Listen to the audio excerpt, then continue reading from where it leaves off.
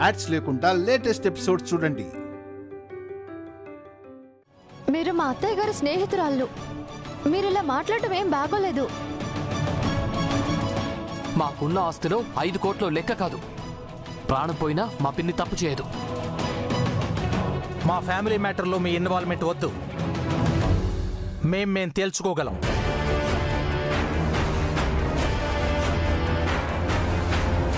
బోనా, ఇటువంటి వాళ్ళతో నీకు ఫ్రెండ్షిప్ ఏంటి? మనల్ని ఇన్వైట్ చేసింది పని కట్టుకొని మనల్ని ఇన్సల్ట్ చేయటానికా? ఇప్పుడే నాకు అర్థమైంది ప్రసాద్. వీళ్ళు నన్నే అనుమానించి అవమానిస్తున్నారు. పద ప్రసాద్, ఈ క్లబ్ వద్దు, మెంబర్షిప్ వద్దు. పదండి. ఆగు భువనా. 5 కోట్లు ఇచ్చి వెళ్ళు. 5 కోట్లు ఇచ్చి వెళ్ళు. 5 కోట్లు ఇచ్చి వెళ్ళు. 5 కోట్లు ఇచ్చి వెళ్ళు. 5 కోట్లు ఇచ్చి వెళ్ళు. 5 కోట్లు ఇచ్చి వెళ్ళు.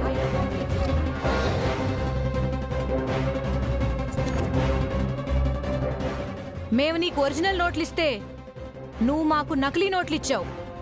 ఈ దొంగ నోట్లు మేమేం చేసుకోవాలి? మీరు నాకు ఇచ్చినట్లు అలాగే మీకు తిరిగిచ్చాను. ఇవి అసలు నోట్లో దొంగ నోట్లో నాకు తెలియదు. ఏంటి భువనా, తెలివిగా 5 కోట్లు కొట్టేసి డ్రామాలు ఆడుతున్నావా? మర్యాదగా డబ్బులు ఇచ్చి వెళ్ళు, లేదంటే పోలీసుల్ని పిలవాల్సి వస్తుంది.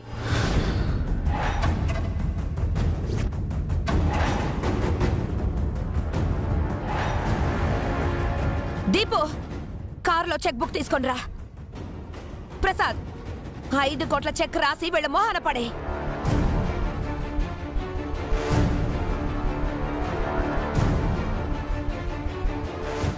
నో, నేనివ్వను.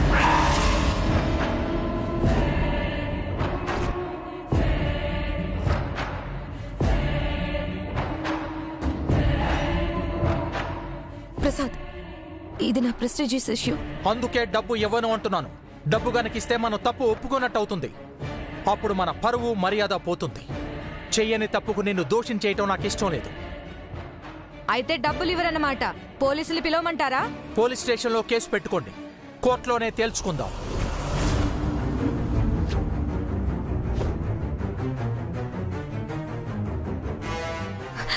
ఇక్కడే సెటిల్ చేసుకునేదానికి పోలీసులు కోర్టు దాకా ఎందుకు ప్రసాద్?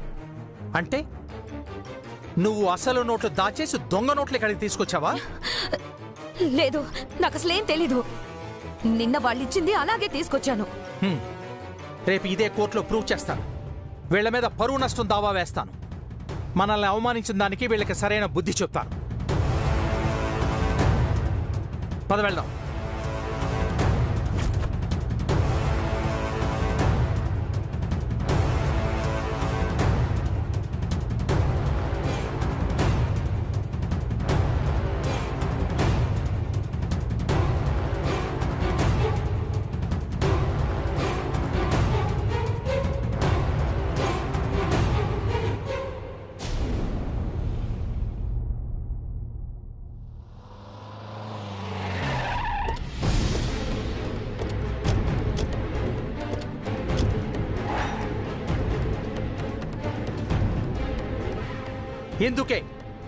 ఎందుకే అంత డబ్బు మన ఇంట్లో పెట్టద్దు అన్నాను. ఇప్పుడేమైంది?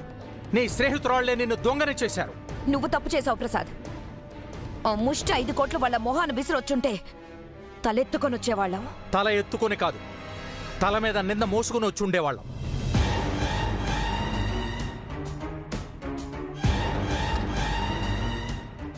నువ్వు 5 కోట్ల గురించి ఆలోచిస్తున్నావు. నేను నీ పరువు గౌరవం గురించి ఆలోచిస్తున్నాను. అది అర్థం చేసుకో. అయినా రాత్రికి రాత్రి ఆ డబ్బు ఎలా మాయమైంది? ఒరిజినల్ కరెన్సీ ప్లేస్లో ఫేక్ కరెన్సీ ఎలా వచ్చింది? వాళ్ళేమో డబ్బు బ్యాంకు నుంచి తీసుకొచ్చామంటున్నారు. నువ్వేమో వాళ్ళు ఇచ్చిన డబ్బు ఇచ్చినట్టుగానే వాళ్ళకి తిరిగి ఇచ్చేశానంటున్నావు. తేడా ఎక్కడ జరిగింది?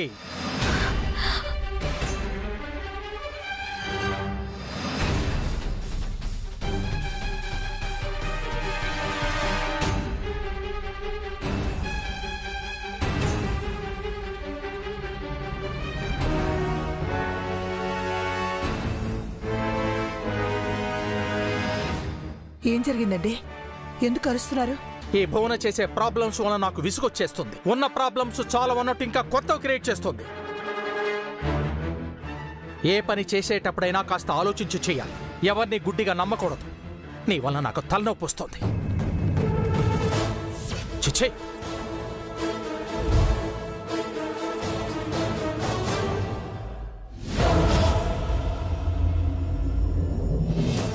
ఏమైంది పూనా? ఏ ముహూర్తాన మీ కోడల్ని ఈ ఇంటికి తీసుకొచ్చావో గాని అక్కడి నుంచి నాకు దరిద్రం పట్టుకుంది. ఆ శని మహాతల్లి నాకు మనశ్శాంతి లేకుండా చేస్తుంది. మాటలు జాగ్రత్త పిన్ని. మీరు తప్పు చేసి దివ్యనెందుకు అంటున్నారు? బాబు, బిడ్డొచ్చిన వేళ గుడ్డొచ్చిన వేళ అని ఊరికే అంటారు కదా హర్షబాబు. అదే మాట మేము అనగలం మావయ్య. దివ్యలాగే మీ అమ్మాయి కూడా ఈ ఇంటి కోడలు. దివ్య సాక్షాత్తు లక్ష్మీదేవి. డబ్బులో పుట్టి పెరిగింది. తనను చూస్తే అదృష్టానికి కూడా అసూయ పుడుతుంది. అందుకే నా హర్షబాబు గీత దాటొచ్చి మా నుదిటి రాతని మార్చారు. అసలు మీ ఉద్దేశం ఏంటత్తయ్య? ఆ దొంగ నోట్లు మేం మార్చామనా? మమ్మల్ని ఏ మార్చి గీత దాటడం మీకు అలవాటే కదమ్మా. చూడండి, మా ఆయన ఒకసారి చెప్పారు, నేను మళ్ళీ చెప్తున్నాను. మాటలు జాగ్రత్తగా రానివ్వండి. డబ్బులు కొట్టేసే కర్మ మాకేం పట్టలేదు. మరి డబ్బులు ఎలా మారిపోయాయి వదినా? మాకేం తెలుసు? డబ్బులు పెట్టింది మీ పోర్షన్లో, మీ రూమ్లో. అందరికి కనిపించేలా హాల్లో పెట్టారా ఏంటి? ఇంట్లో డబ్బులున్నట్టు మీకు తెలుసు కదా బావగారు. అయితే మాత్రం కొట్టేస్తామా? మేవెలా కనిపిస్తున్నాం మీకు అసలు? అమ్మా, దొరికే వరకు అందరూ దొరలేనమ్మా. దొరికిన తర్వాతే దొంగలు. ఆ దొంగలెవరో త్వరలోనే దొరుకుతారు మావయ్య. తప్పించుకోలేరు. ఆ దేవుడి నుంచి తప్పించుకున్నా నా నుంచి తప్పించుకోలేరు. ఈ రోజు నాకు జరిగిన అవమానానికి ప్రతీకారం తీర్చుకుంటాను.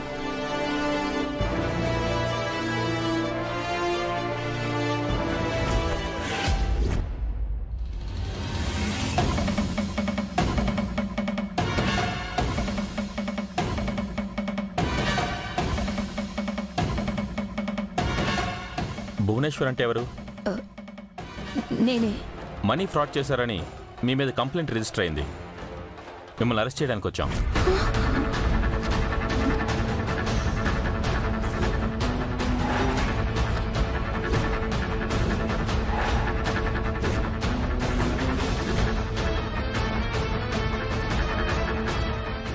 బావగారు, బావగారు,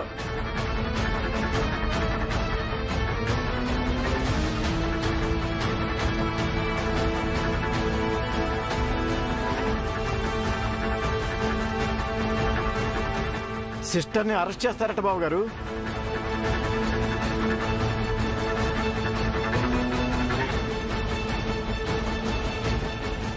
వాళ్ళ డ్యూటీ వాళ్ళని చేయనివ్వండి.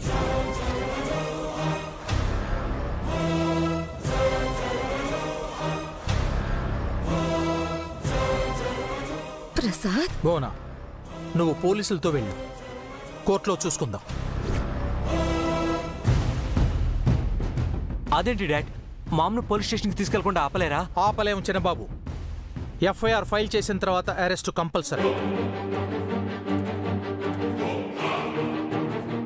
భువన స్టేషన్కి వెళ్తే మన పరువు పోతుందండి. ఏదో ఒకటి చేయండి. కోర్టులో తప్ప ఇక్కడ నేనేమీ చేయలేను సుమిత్ర. ఈ పోలీసులకి లంచం ఇస్తే వదిలేస్తారు కదా మామయ్య. కుమారి, ఏం మాట్లాడుతున్నావు? లంచం ఇవ్వటం ఏమిటి? తెలిసే మాట్లాడుతున్నావా? క్షమించండి అన్నయ్య గారు, తనేదో చిన్నపిల్ల, తెలియక మాట్లాడింది. ప్రసాద్, నన్ను స్టేషన్కి పంపిస్తావా? నువ్వు తప్పు చేయనప్పుడు ధైర్యంగా వెళ్ళు భువన. ఇదొక ఫార్మాలిటీ మాత్రమే. నిన్ను నిర్దోషిగా బయటికి తీసుకొచ్చే బాధ్యత నాది.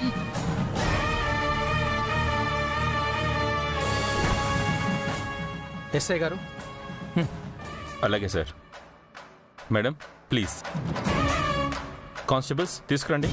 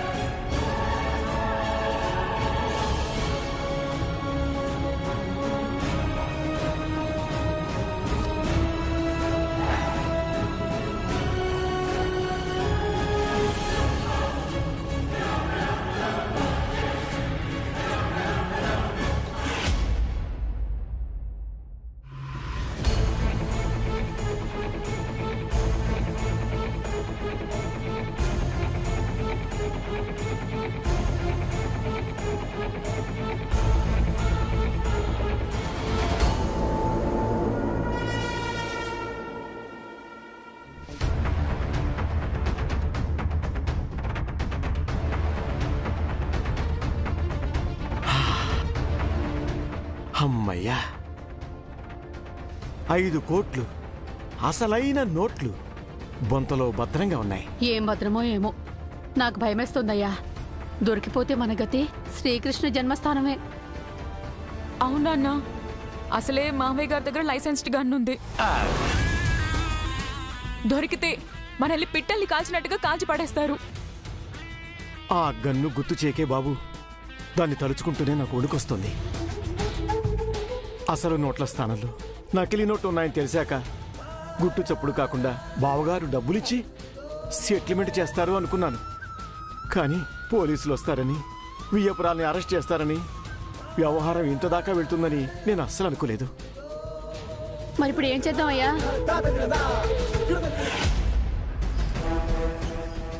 కనిపెట్టాలండి.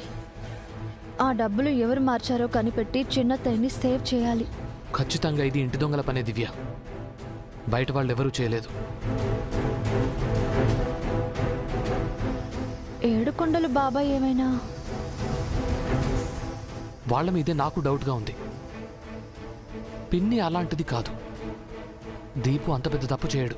ఒకవేళ దేవుడే కానీ తన మనుషులతో చేయించే అవకాశం ఉంటుందా? ఆ కోణంలో కూడా ఆలోచించాలి. ఏడుకొండల మామయ్య వాళ్ళు కూడా కాకపోతే ఇది ఖచ్చితంగా దేవుడయ్యే పని అయి ఉంటుంది.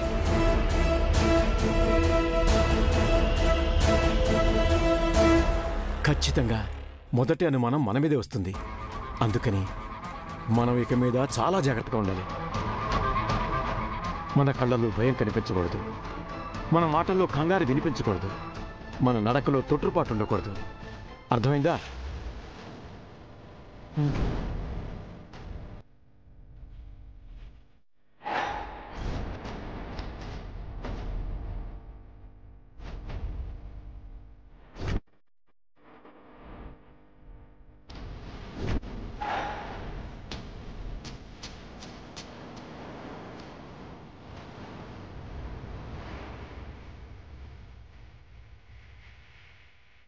ఏంటంకుల్ మీరు చేస్తున్న పని? మీరు ఇలా చేస్తారని అస్సలు ఎక్స్పెక్ట్ చేయలేదా ఆంటీ? అట్లీస్ట్ నువ్వైనా ఇలా చేయకుండా ఉండాల్సింది కుమారి. నా తప్పేం లేదండి. నేను ఫస్ట్ నుంచి వద్దనే చెప్తున్నాను. వినకుండా మా అమ్మ నాన్నే. మా మామ ఏ తప్పు చేయలేదు, చెయ్యరు కూడా. ఎవరో దొంగ నోట్లు మార్చి పెడితే మీరెందుకు సిగ్గుపడి రూమ్లో దాక్కోవటం?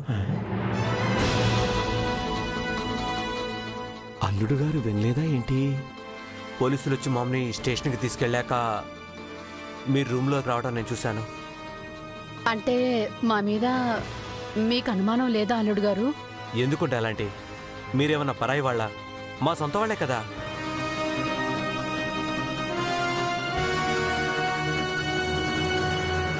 మీరు దేనికి సిగ్గుపడకండి, కంగారు పడకండి, బాధపడకండి, భయపడకండి. మా మామ ఏ తప్పు చేయలేదు. మీకు నేనున్నాను.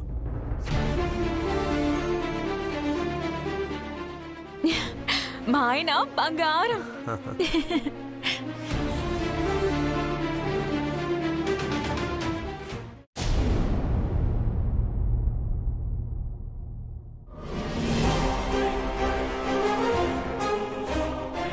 ఏంటాంటీ ఇలా చేశారు? మా అత్తయ్యపై కేసు ఎందుకు పెట్టారు? కేసు పెట్టగా బొట్టు పెట్టి హారతి ఇవ్వమంటావా? కాదు, మా అత్తయ్య ఎలాంటి వారో మీకు తెలుసు కదా. బాగా తెలుసమ్మా. ఇలాంటి దొంగ మనిషిని ఇప్పుడే తెలిసింది. మీరు పొరపడుతున్నారు. మా అత్తయ్య దొంగ కాదండి. అవును, మంచిదని ఇన్నాళ్ళు పొరపాటు పడ్డాం. ఏవండి, ఇన్నాళ్ళు మీ ఫ్రెండ్షిప్ లో మీరు అవన్నీ అర్థం చేసుకుంది ఇంతేనా? ఏదైనా మాటలతో పరిష్కారం చేసుకోవాలి కానీ కేసులు పెట్టి కోర్టు దాకా వెళ్తారా? మా డబ్బు మాకిచ్చేస్తే మేమెందుకు కేసు పెడతాం? సింగిల్ రూపాయి కూడా ఇవ్వనని మీ మావయ్య పౌరుషంగా తెగేసి చెప్పాడు కదా. డబ్బులిస్తే మా అత్తయ్య తప్పు చేసినట్టు అవుతుందని మా మావయ్య గారు అనుకున్నారు. మరి మా డబ్బుల పరిస్థితి ఏంటమ్మా? 1, 2, 5 కోట్లు ఎవరిస్తారు? పోనీ నువ్విస్తావా? మాకెవరిచ్చినా ఒకటే. కాదంటీ, నేను డబ్బులు ఇచ్చినా సరే మా అత్తయ్య తప్పు చేసినట్టు ఒప్పుకున్నట్టు అవుతుంది. ప్లీజ్ అండి, మీరు కేసు విత్డ్రా చేసుకోండి. తప్పు ఎక్కడ జరుగుతుందో కనుక్కుందాం. మీ డబ్బులు ఎక్కడికి పోవు. డబ్బులు ఎక్కడికి పోయాయో కనుక్కుందామనే కేసు పెట్టామమ్మా. కోర్టుకు వెళ్తే గానీ మా డబ్బులు మాకు రావు. అది కాదండి. అయినా కన్నకు లేని బాధ కత్తిపీటకెందుకని మీ అత్తయ్యకి లేని బాధ నీకెందుకమ్మా? వాళ్ళు నాకు అమ్మా నాన్నలతో సమానమండి. మరి నీకు వాళ్ళకి గొడవలవుతున్నాయని విన్నావు, మరి దాని మాట ఏంటి? గొడవలు లేకుండా ఏ కుటుంబం ఉంటుంది చెప్పండి మీరే. మరి ఇంటి మధ్యలో అడ్డగీతలు గీసుకునే గొడవలు మాకైతే లేవమ్మా. నీకు చేతనైతే ముందు ఆ అడ్డగీతని చెరిపేయమ్మా. ఆ తర్వాత వచ్చి మాకు సలహాలు ఇవ్వు. చెరిపేస్తానండి. ఖచ్చితంగా అడ్డగీతని త్వరలోనే చెరిపేస్తాను. అదంతా వేరే విషయం. కోర్టు దాకా వెళ్తే మా ఇంటి పరువు పోతుంది. అనవసరంగా అందరి నోళ్లలో నానాలి. తప్పు చేశాక శిక్ష తప్పదుగా. ఆంటీ, నాకు తెలిసి మా అత్తయ్య అసలు తప్పు చెయ్యరు. రేపు మా అత్తయ్య తప్పు లేదు అని తెలిసాక రేపు ఖచ్చితంగా మీరు గిల్టీ ఫీల్ అవ్వాల్సి వస్తుంది. మీ ఫ్రెండ్షిప్ కూడా చెడిపోతుంది. అర్థం చేసుకోండి. డబ్బులు మారిపోయినప్పుడే మా ఫ్రెండ్షిప్ మారిపోయింది. నువ్వే చూసావుగా మీ అత్తయ్య మామయ్యలు మమ్మల్ని ఎలా మాట్లాడారో. వాళ్ళకి అంత పౌరుషం ఉన్నప్పుడు మాకేంటి? అది కాదండి, మీరు వెళ్ళమ్మా. ఏదైనా ఉంటే మీ అత్త మామలకు చెప్పుకో. ఇంత గెలవలేక రచ్చ గెలవడానికి వచ్చింది. వెళ్ళవమ్మా.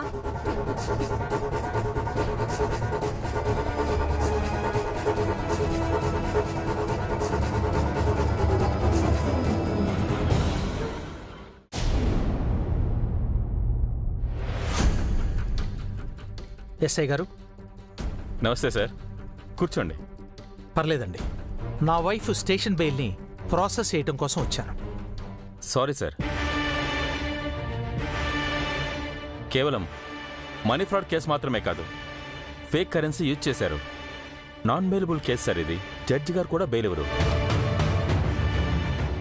ఐ నో, బట్ తను ఒక స్త్రీ. కేసు కోర్టుకు వెళ్లేలోపు తన్ని సెల్లో ఎలా ఉంచుతారు?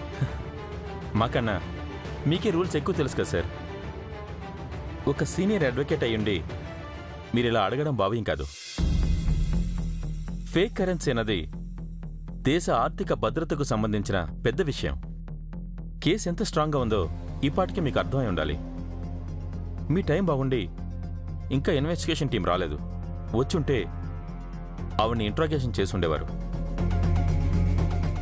3rd డిగ్రీ అంటూ టార్చర్ పెట్టుండేవారు. కేవలం మీ మీద గౌరవంతోనే సైలెంట్గా ఉన్నాం.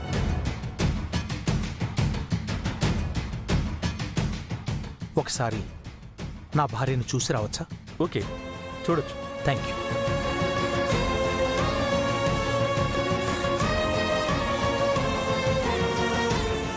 ఏమైంది ప్రసాద్? నాకు బెయిల్ రాలేదా? నీకప్పుడే చెప్పాను ఇదంతా వద్దు అని.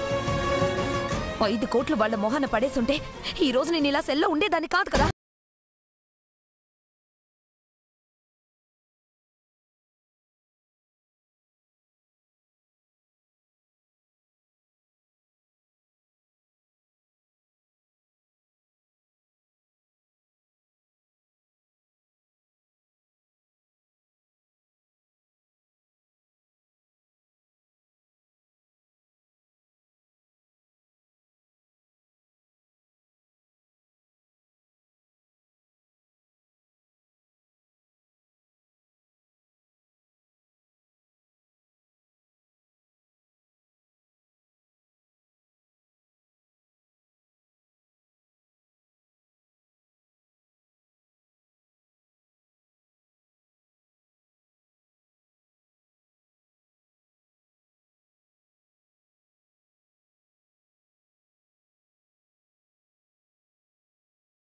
మించిన నరకం మరొకటి లేదు. భువనా, ఇలాంటి సిచ్యువేషన్ని మొన్ననే కదా నేను ఫేస్ చేశాను. అప్పుడే మర్చిపోయావా? అప్పుడు నేనెలా నిరపరాధిగా బయటపడ్డాను. ఇప్పుడు నిన్ను కూడా నిర్దోషిగా బయటికి తీసుకొస్తాను. ధైర్యంగా ఉండు. నేను ఈ సెల్లో ఉండలేకపోతున్నాను. ఉండాలి. కష్టం వచ్చినప్పుడు ఓర్పుతో ఉండాలి. మన సహనమే మనల్ని కాపాడుతుంది. టెన్షన్ పడద్దు. మేమంతా నీతో ఉన్నాం. జాగ్రత్త.